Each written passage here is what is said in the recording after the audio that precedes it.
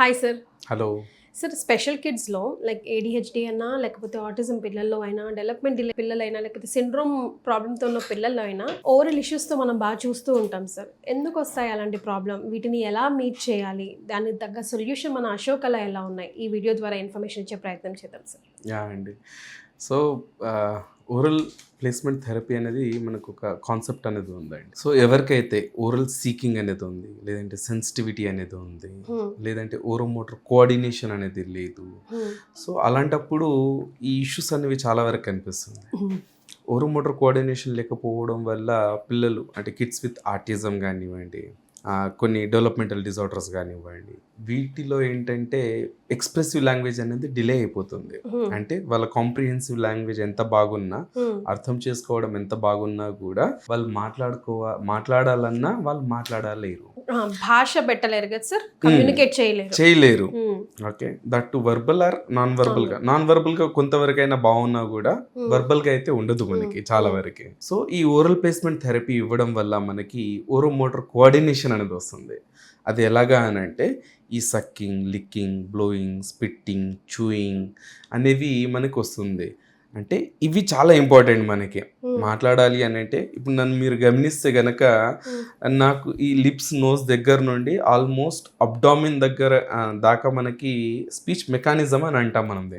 దీంట్లో ఎలాంటి వాటిల్లో కూడా ఏదైనా ప్రాబ్లం వచ్చింది అని అనుకుంటాం. ఫర్ ఎగ్జాంపుల్ మనకి అబ్డామినల్ పెయిన్ ఉంది అంటే మన రిథమ్, ఇంటోనేషన్, స్ట్రెస్ అనేది కంప్లీట్గా చేంజ్ అయిపోతుంది. నొప్పి వస్తుంది, మాట్లాడలేకపోతున్నా, చాలా అనీజీగా, అంటే ఆటోమేటిక్గా మీ ఎక్స్ప్రెషన్స్ చేంజ్ అయ్యి మీ స్ట్రెస్, ఇంటోనేషన్ కూడా చేంజ్ అయిపోయింది, మీ రిథమ్ కూడా చేంజ్ అయిపోయింది కదా. మీకు ఓరల్ అల్సర్ అయింది అని అనుకుందాం, లేదంటే గుల్లలు ఏవైనా వచ్చాయి అని అనుకుందాం. మోస్ట్ ఆఫ్ ద టైం మీరు ఏం చేస్తారంటే మాట్లాడడానికి పెద్దగా ఇష్టపడరు, మీరు రెస్ట్ ఇవ్వడానికి వచ్చినా కూడా మీ ఏదైతే టోన్ ఏదైతే ఉందో అది మారిపోతుంది, పెయిన్ఫుల్ గా ఉంటుంది కాబట్టి కదా.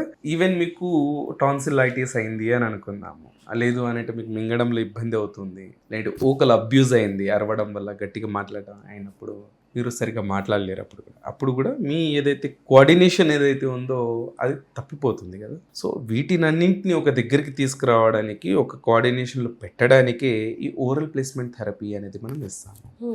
ఎవరికైతే తినలేరు, ఓకే, లేదంటే నమిలి తినలేరు, సరిగ్గా మింగలేరు, లేదంటే ఊదలేరు, ఓకే, లేదంటే ఉంచడంలో ఏదైనా ప్రాబ్లం ఏదైనా వచ్చినా కూడా ఈ ఓరల్ ప్లేస్మెంట్ థెరపీ ద్వారా మనము వాళ్ళకి కోఆర్డినేషన్ అనేది తీసుకొని వచ్చి తర్వాత కంప్లీట్గా, అంటే ఫొనేషన్ పిల్లల్లో ఉంటుంది.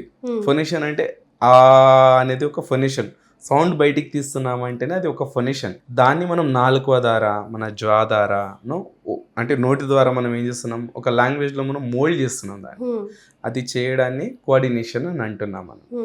సో దానికోసమే వచ్చేది మన ఈ ఓరల్ ప్లేస్మెంట్ థెరపీ అండి. సార్ ఒకవేళ థెరపీస్ ఎంతకాలం ఒక్కో చైల్డ్కి డిఫరెంట్గానే ఉంటుంది అనుకోండి, ఎంతకాలం ఇవ్వాలి, ఆ తర్వాత ఏమైనా మళ్ళీ వెనక్కి వెళ్ళే ప్రమాదం ఉందా, కంటిన్యూస్గా ఎప్పుడు లైఫ్ టైం ఇవ్వాలా, ఇలాంటి క్వశ్చన్స్ జనరల్గా పేరెంట్స్ అడుగుతూ ఉంటారు కూడా కదా సార్.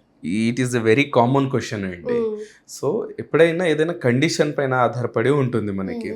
ఇప్పుడు ఒక హీరింగ్ ఇంపైర్డ్ కిడ్ ఉన్నాడు అంటే వాడికి చెవులు వినపడడం లేదు అని అనుకుంటే గనక ఈ సర్జరీ అయిన తర్వాతనో, లేదంటే హీరింగ్ ఎయిడ్ పెట్టిన తర్వాత నుంచో ఒక 1 to 2 years థెరపీ అనేది ఖచ్చితంగా ఇస్తాం వాళ్ళకి. ఒక ఆటిస్టిక్ కిడ్కి ఒక మినిమం వచ్చేసి 1 to 1.5 year థెరపీ అనేది ఖచ్చితంగా ఇస్తాం మనం. ఎందుకనంటే ఆటిజం ఉన్న పిల్లల్లో ఎక్కువగా ఓరోమోటర్ కోఆర్డినేషన్ ఇష్యూస్ అనేవి ఉంటాయి. హీరింగ్ ఇంపైర్డ్ కిడ్స్ లో ఓరోమోటర్ కోఆర్డినేషన్ అనేది ఉండదు. వాళ్ళకి ఇష్యూ ఏముంటుందంటే టంగ్ ప్లేస్మెంట్, ఏ పదం ఎలా పలకాలి అనే వాటిపైన అవగాహన అనేది ఉండదు వాళ్ళకి ఎక్కువగా. సో అది వేరు, ఇది వేరు, మనకి ఒక కండిషన్ ని బట్టి ఉంటుంది. ఓకే, ఒక ADHD కిడ్ అనుకోండి, 6 to 9 months లో కూడా వాళ్ళు అయిపోవచ్చు, వితిన్ 6 months లో కూడా వాళ్ళకి లాంగ్వేజ్ అనేది వచ్చేయచ్చు, ఎక్స్ప్రెసివ్ లాంగ్వేజ్. వాళ్ళు చాలా ఫాస్ట్గా ఉంటారు నేర్చుకోవడంలో అలా. కాకపోతే వాళ్ళకి ఏకాగ్రత అనేది ఉండదు, అటెన్షన్ స్పాన్ అనేది ఉండదు వాళ్ళల్లో. That is the main issue for ADHD. Kids with cerebral palsy అని అనుకుందాము. కిడ్ ఒకవేళ 5 to 6 years అనుకోండి, మనము ఒక 4 to 6 years మధ్యలో ఉన్నా కూడా అట్లీస్ట్ మనము ఒక 1 year థెరపీ ఇస్తే he will be all right అనమాట మనకి. And depends upon the severity also, it matters a lot మనకి.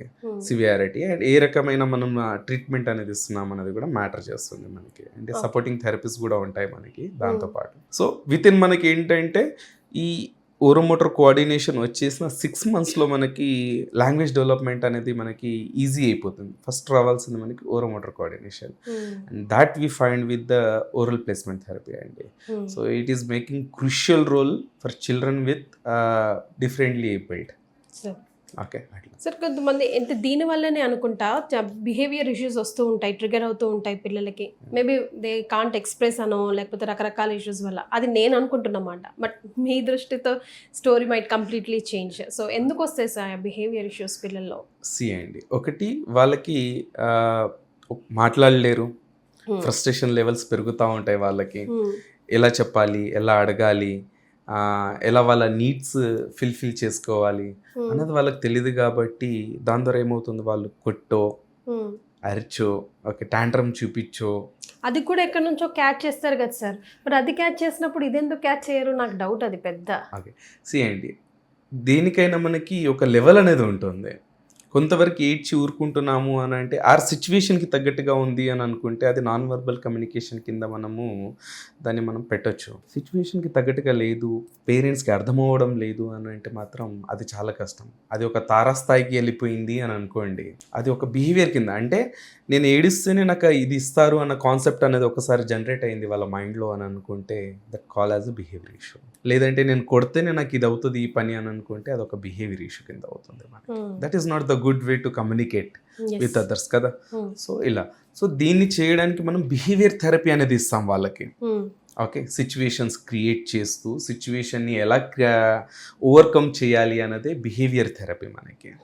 Most of the time what we give to children is most of the time అంటే ఒక social ఎలిమెంట్లో కానివ్వండి, ఒక emotional ఎలిమెంట్లో కానివ్వండి, లేదంటే ఒక ఇమిటేషన్ ఎలిమెంట్లో కానివ్వండి, ఒక ప్లే ఎలిమెంట్లో కానివ్వండి, ఇలా డిఫరెంట్ ఎలిమెంట్స్ మనం క్రియేట్ చేస్తూ వాళ్ళకి దాన్ని ఎలా ఓవర్కమ్ చేయాలి, ఎలా ఎక్స్ప్రెస్ చేయాలి దాన్ని, ఓకే దాన్ని ఎలా సాల్వ్ చేసుకోవాలి, దానికోసమే మనం ఈ బిహేవియర్ థెరపీ అనేది ఇస్తాం పిల్లల్లో. ఎవరైతే ఎక్స్ప్రెస్ చేయలేరో ఆర్ ఎలా ఎక్స్ప్రెస్ చెయ్యాలో వాళ్ళల్లో ఈ టాంట్రమ్స్ అనేవి ఎక్కువ కనిపిస్తుంది. లేదు అని అంటే స్టబర్నెస్ అనేది ఎక్కువ కనిపిస్తుంది, యాంగర్ అనేది ఎక్కువ కనిపిస్తుంది. ఇది ఒక యాంగ్జైటీ వైపు తీసుకెళ్తా ఉంటుంది పిల్లల్ని, ఒక డిప్రెషన్ వైపు కూడా తీసుకెళ్ళొచ్చు. పెద్ద పిల్లల్లో అయితే ఇది డిప్రెషన్ వైపు కూడా వెళ్ళొచ్చు. ఇది అంటే మాటలు రాకపోవడం అనేది అంత డేంజరస్ పిల్లల్లో. ఈవెన్ మనం కూడా చూస్తుంటాం కొన్ని సందర్భాల్లో ఏదైనా సిచ్యువేషన్ వచ్చిందంటే మనం ఏం మాట్లాడాలో అర్థం కాక ఫ్రస్ట్రేషన్ అనేది చూపిస్తా ఉంటాం పెద్దవాళ్ళు. చాలా కామన్ గా మనం అంటే ఒక సిచ్యువేషన్ ని మనం మాటల ద్వారా కూడా హ్యాండిల్ చేయొచ్చు. మాటల ద్వారా పెద్ద యుద్ధాలు అనేది ఆపచ్చు. యాజ్ మనం ఇప్పుడు చూస్తున్న సమయం ఇది మనకి కదా. సో మాటల ద్వారా మనం యుద్ధాలు ఆపొచ్చు ఆర్ యుద్ధాలు తీసుకురావచ్చు కూడా. అంత ముఖ్యమైనది మన మాటలు అనేది, మన కమ్యూనికేషన్ అనేది. సో చిన్నపిల్లల్లో వచ్చేసి ఈ మాటలు ఎంత బాగా మనం నేర్పిస్తున్నామో వాళ్ళ ఫ్యూచర్ అనేది దానిపైన డిపెండ్ అయి ఉంటుంది. ఎందుకంటే మైండ్ సెట్ అనేది అంటే కాగ్నిషన్ అనేది అక్కడ నుండి డెవలప్ అవ్వడం స్టార్ట్ అవుతుంది మనకి. ద వే ఆఫ్ పర్సెప్షన్ ఏదైతే ఉంటుందో మనకి ఒక సమస్యని అర్థం చేసుకోవడం అనేది అక్కడ నుండి స్టార్ట్ అయిపోతుంది. సార్ 2 బ్యూటిఫుల్ టిప్స్ ఇవ్వండి సార్ పేరెంట్స్కి. బిహేవియర్ ఇష్యూస్ని మీరు యాక్సెప్ట్ చేయకుండా అక్కడ నుంచే కరెక్ట్ చేయడం స్టార్ట్ చేయండి అని చెప్పడానికి. ఒకటి, ఆ బాబు ఎందుకు బిహేవియర్ ఇష్యూ చూపిస్తున్నాడు అనేది ఫస్ట్ పాయింట్ మీరు తెలుసుకోగలగాలి. ఏదైనా సిచ్యువేషన్ వచ్చినప్పుడు అది ఎందుకు వచ్చింది, ఓకే అది ఒకవేళ మీరు దాన్ని సాల్వ్ చేయగలిగితే చాలా బెస్ట్. ఆ సిచ్యువేషన్ మీకు తెలిసి కూడా దాన్ని చేయలేరు అని అంటే దాని ఆల్టర్నేట్ని చూడడము చాలా ఇంపార్టెంట్. అంటే ఫర్ ఎగ్జాంపుల్ మీ కిడ్ మీకు ఐస్ క్రీమ్ అడుగుతున్నాడు, దానివల్ల మీకు ఆ బిహేవియర్ అంతా చూపిస్తున్నాడు. ఆ ఏడుస్తున్నారు, కొడుతున్నాడు, అరుస్తున్నాడు, ఏదో ఒకటి. మీరు అది ఇవ్వలేని పక్షాల మీకు ఐస్ క్రీమ్ ఇవ్వాలని లేదు అని అనుకుంటే దానికి ఒక ఆల్టర్నేట్ అనేది ఇవ్వండి. మీరు డైవర్ట్ చేయగలగాలి పిల్లల్ని. ఓకే అంటే దానికి తగినట్టుగా మీరు ఏమి ఇవ్వచ్చు ఇంకా అనేది చూసుకోండి. మీరు బయటికి తీసుకెళ్తారా, బైక్ మీద తీసుకెళ్తారా, కార్లోకి వెళ్తారా, పార్క్కి తీసుకెళ్తారా, ఎలా దాన్ని డైవర్ట్ చేయొచ్చు ఆ సిచ్యువేషన్ని అనేది మనం చూడగలగాలి. కొన్నిసార్లు ఇది అటెన్షన్ సీకింగ్ కింద కూడా వెళ్తుందా సార్? డెఫినెట్గా వెళ్ళొచ్చు. పిల్లలు చాలా వరకు ఏంటంటే మనల్ని చూసి నేర్చుకుంటారండి. ఓకే, మనం ప్రత్యేకంగా వాళ్ళకి నేర్పించాల్సిన అవసరం ఏమి ఉండదు ఇక్కడ. వాళ్ళు మనం చూసి కాపీ చేస్తూ ఉంటారు. ఇట్ అంటే మీ నాన్న కోపమే నీకు వచ్చింది, మీ అమ్మ కోపమే నీకు వచ్చింది అని చాలా మంది అంటారు కదా. ఎందుకు వచ్చింది అది? ఎందుకంటే మిమ్మల్ని కాపీ చేస్తున్నాడు కాబట్టి. మీరు ఎలా అయితే కమ్యూనికేట్ చేస్తున్నారో, మీరు ఎలా అయితే మాట్లాడుతున్నారో, మీరు ఎలా అయితే సిచ్యువేషన్స్ని బాగా హ్యాండిల్ చేసి ఇచ్చేస్తున్నారో, సాల్వ్ చేస్తున్నారో దానికి తగినట్టుగానే వస్తుంది. కాబట్టి పేరెంట్స్, ఫ్యామిలీ మెంబర్స్ ఎవరైతే ఉన్నారో ఎంత కూల్గా, ప్రశాంతంగా సిచ్యువేషన్ని హ్యాండిల్ చేయగలిగితే అంతే ప్రశాంతంగా మీ పిల్లలు కూడా ఉంటారు. 90% అండి, 10% బయట నుంచి నేర్చుకుంటారు పిల్లలు. ఓకే, అంటే బయట నుంచి ఎవరైతే నేర్చుకుంటారో అవి ఇంట్లో చూపించవచ్చు. బట్ దానికి కూడా పేరెంట్స్ ఎప్పుడైతే సపోర్ట్ చేసి ముందుకు తీసుకెళ్తారో most of the time it will be clear. Behaviour issues చాలా వరకు ఏంటంటే మాటలతో సమయ సందర్భానికి తగ్గట్టుగా సిచ్యువేషన్స్ క్రియేట్ చేస్తూ మనం ఒకవేళ హ్యాండిల్ చేస్తే ఇంట్లోనే అన్ని ప్రాబ్లమ్స్ అనేవి సాల్వ్ అవుతాయి మనకి. లేని పక్షాలను అంటే దాని సివియారిటీ ఒకవేళ పెరుగుతూ వెళ్తే గనక కంపల్సరీగా థెరపిస్ట్ దగ్గర మీరు రావాల్సిన అవసరం అనేది ఉంటుంది. ఎందుకంటే దానికి మనం ఒక సొల్యూషన్ చూపించకపోతే గనక అది చాలా వరకు డ్రాగ్ అయిపోతుంది. తర్వాత చాలా సమయం పడుతుంది మీ పిల్లల్ని నియర్ టు నార్మల్ తీసుకురావడానికి. సో మేక్ షూర్ ఏంటంటే ఫస్ట్ మీరు మాట్లాడండి మీ పిల్లలతో, మాట్లాడి ఓదార్చండి, సింపతి అనేది ఇవ్వండి. కాస్త సింపతి ఇవ్వడం చాలా ఇంపార్టెంట్ అండి పిల్లలకి, ఓదార్చడం అనేది చాలా ఇంపార్టెంట్ పిల్లలకి. ఓకే, ఇది చేసిన తర్వాత కూడా కొంత సమయం అనేది ఇవ్వండి. అప్పటికీ మారకపోతే మాత్రం థెరపిస్ట్ దగ్గరికి వస్తే ఒక హిస్టరీ అనేది ఉంటుంది మనకి. ఆ హిస్టరీని తీసుకోవడము, అసెస్మెంట్ తీసుకోవడం, దానికి తగినట్టుగా పిల్లలకి కౌన్సిల్ చేయడం, థెరపీ అనేది ఇవ్వడం అనేది జరుగుతుంది. కాగ్నిటివ్ బిహేవియర్ థెరపీ ఉంటుంది మనకి, లేదంటే EBA థెరపీ అనేది ఉంటుంది మనకి. చాలా ఉంది మనకి. లేదంటే సుజోక్ 6కి చేయొచ్చు మనం వీళ్ళకి. It works very beautifully. Okay, and దాంతోపాటు CST అనేది ఇవ్వచ్చు, అంటే క్రేనియోసాక్రల్ థెరపీ అనేది ఉంటుందండి. ఇది కూడా పిల్లల్లో ఇవ్వచ్చు. సో దీని ద్వారా ఏమవుతుంది అంటే పిల్లల్లో క్రేనియోసాక్రల్ థెరపీ అనేది అండి, ఇది మన ఎనర్జీని ట్రాన్స్ఫార్మ్ చేస్తామండి, పాజిటివ్ ఎనర్జీని మనం ట్రాన్స్ఫార్మ్ చేస్తాం మనం దీంట్లో. సో దీనివల్ల ఏమవుతుంది అంటే వాళ్ళల్లో ఉన్న స్ట్రెస్ లెవెల్స్ అన్నీ డౌన్ అయిపోతుంది. Stress, anxiety, panic attacks, okay, emotions, okay, weakness ఏదైతే ఉంటుందో ఇవన్నీ ఏంటంటే దాంతోపాటు సైకలాజికల్ పెయిన్, ఇమోషనల్ పెయిన్స్, ఇవన్నీ ఒక తారస్థాయికి చేరినప్పుడు వాళ్ళకి ఎలా ఎక్స్ప్రెస్ చేయాలో తెలీదు, బర్స్ట్ అవుతూ ఉంటారు, చిన్నవాళ్ళైనా పెద్దవాళ్ళైనా. సో ఈ CST అంటే క్రేనియోసాక్రల్ థెరపీ ఏదైతే ఉందో చాలా బ్యూటిఫుల్గా వర్కౌట్ చేస్తుంది. విత్ ఇన్ ఫ్యూ విజిట్స్లోనే మనం పిల్లల్ని చూడవచ్చు. చాలా వరకు వాళ్ళ బిహేవియర్ ఇష్యూస్ అనేది తగ్గిపోతాయి. Kids with autism, kids with ADHD, okay, వీళ్ళల్లో ఏంటంటే బిహేవియర్ ఇష్యూస్ చాలా ఎక్కువ ఎక్స్ట్రీమ్ లెవెల్లో కనిపిస్తూ ఉంటుంది. సో ఎప్పుడైతే మేము వాళ్ళకి ఈ CST చేస్తాం కదా, దాని తర్వాత చాలా వరకు వాళ్ళ బిహేవియర్ ఇష్యూస్ అనేవి తగ్గుతాయి. ఓకే, ఏవైతే కోర్ సిమ్టమ్ పేరెంట్స్కి ఏదైతే చాలా ట్రిగ్గర్ చేస్తూ ఉంటుందో బిహేవియర్ ఇష్యూ ఉంటుంది, అది తగ్గిన తర్వాత పేరెంట్స్ చాలా వరకు రిలాక్స్ అయిపోతారు. ఇక్కడ CST that works very beautifully. కాంబినేషన్లో ఇస్తాం CST అండ్ VM, visual manipulation, combination of treatment. It works very beautifully. వాళ్ళు ఆల్మోస్ట్ ఇప్పటికీ మనకి చాలా parents, I means like now it became థౌజండ్స్లో అని నేను అనుకుంటున్నా. సో పేరెంట్స్ ఏంటంటే వన్స్ CST ఇచ్చాక వాళ్ళలో బిహేవియర్ ఇష్యూస్ అనేవి చాలా వరకు తగ్గిపోతున్నాయి.